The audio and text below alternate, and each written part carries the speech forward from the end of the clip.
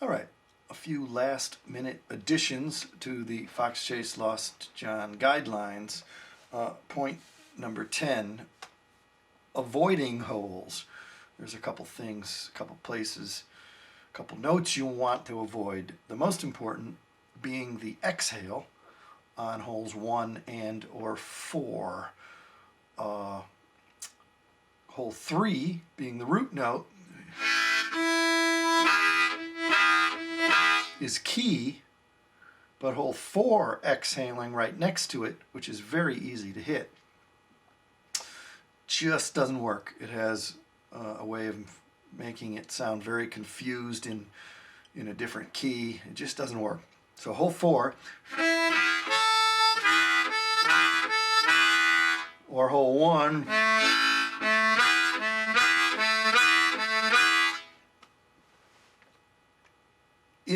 certainly you can use it as a passing note, but make sure you don't accidentally find yourself up there using hole 4 or hole 1 on the downbeat. If you have any doubt about it, it's well worth grabbing yourself some transparent tape and taping off hole 4 and up so that you can make sure hole 3, breathing out, is your main go-to note. That is very important, very important. Hole 3, avoid hole 4. That's the bad one. Very easy to do though. Another avoid hole. It's more of an avoid note. As you get more advanced in this, you will want to use some of the bending, especially on hole 3. And the most common note used in this is the whole step bend on hole 3. Be careful that you don't play it flat, because it really goes down into territory that's very unpleasant. It's not uncommon for me to hear harmonica players play that note very, very flat. I dare to say painfully flat, and they're oblivious because they've spent so much time practicing it that way. It's programmed. Be very careful you do not play that hole flat. If you play it sharp, it'll be bluesy, but flat is bad. Flat is just flat out bad.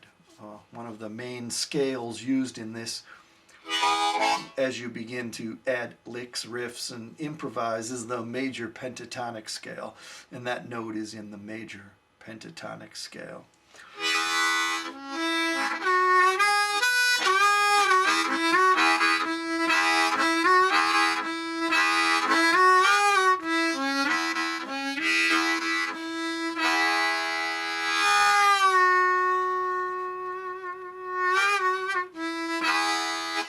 So be careful.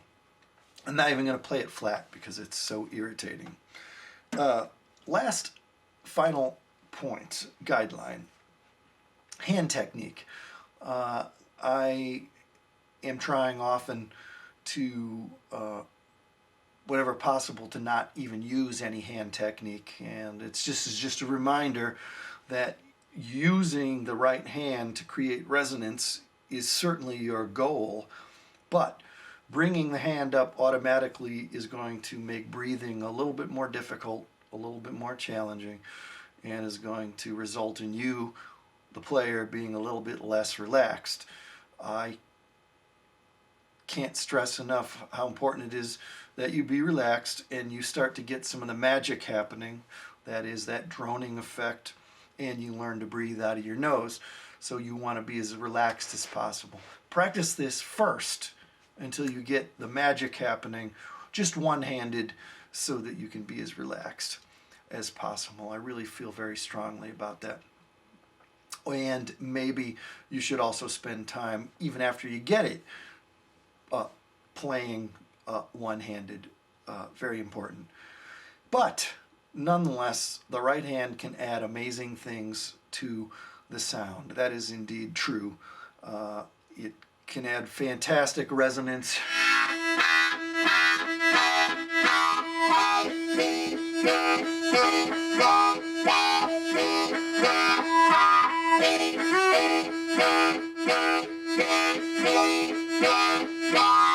These little slow things I'm doing. I can play with my hands completely closed. So the right hand is very important, very cool, but give it some time. Yeah, give it some time. Don't try not to go there until you've developed some good rhythm skills, and as I said, you have that magic happening with the nose push and the droning sustain, and that's it. And more to come. Thank you.